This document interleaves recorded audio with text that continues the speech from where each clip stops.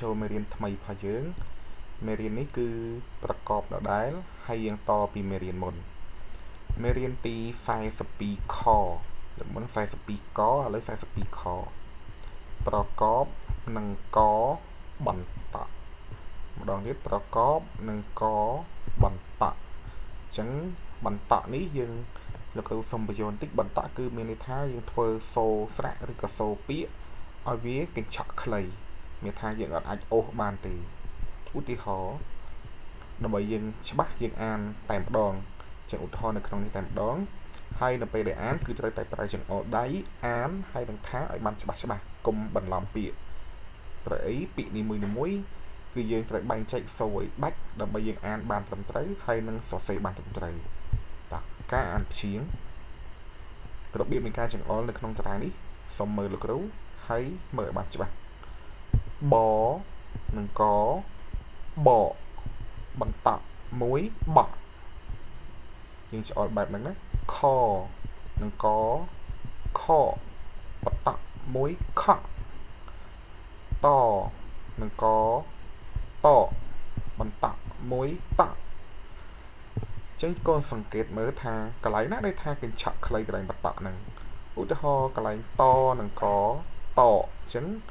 តហ្នឹងគឺយើងអាចអូសពាក្យនឹងបានយើងអាចថាបានវែងតអញ្ចឹងទៅដល់ពេល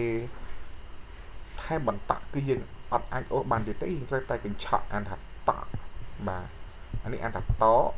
អានេះអានថាតអញ្ចឹងខុសគ្នាណាមកដនិងកដបន្តមួយដសនិងកសបន្តមួយសឡនិងកឡបន្តមួយឡចនិងកចបន្តមួយច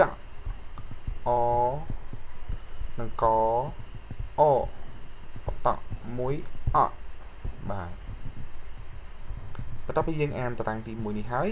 យើងអានតារាងទី2ហើយសម្រាប់មេរៀនប្រកបនឹងកបន្តនេះដែលប្រើជាមួយនឹងចេញជាលក្ខពួកអការប្រកបជាមួយនឹងស្រៈនិស្ស័យគឺមានតែស្រៈអាទេអញ្ចឹងសូរចុងវាគឺដូចគ្នាតោះចាប់ដើមឆអាឆានិងកឆាបន្តមួយឆាដអាដានិងកដាបន្តមួយដាក់ចអាចានិងកចាបន្តមួយចាក់ផអាផានិងកផាបន្តមួយផាក់កអាកានិងកកាបន្តមួយកាក់បាទរបៀបជាងអស់គឺដូចគ្នាណាយើងតទៀតបអាបានិងកបាបន្តមួយបាក់ឡអាឡានិងកឡាបន្តមួយឡាក់សអាសានិងកសាបន្តមួយសាក់យើងចូលទៅដល់ការអានពាក្យការអានពាក្យយើងអានតែម្ដងឡុកឡាក់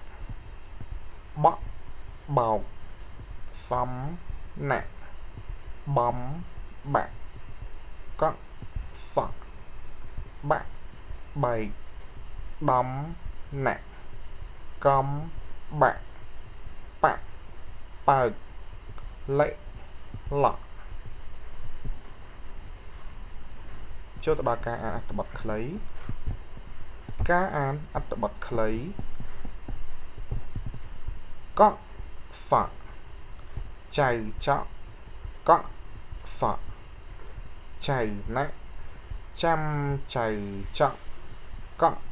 សក់ចៅចក់កក់សក់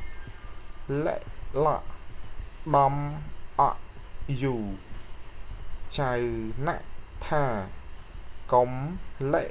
ឡក់ចៅណាក់ថាកុំកក់សក់ដំអយូអរគុណសម្រាប់ការតាមដានទស្សនាវីដេអូជួបគ្នានៅវីដេអូក្រោយ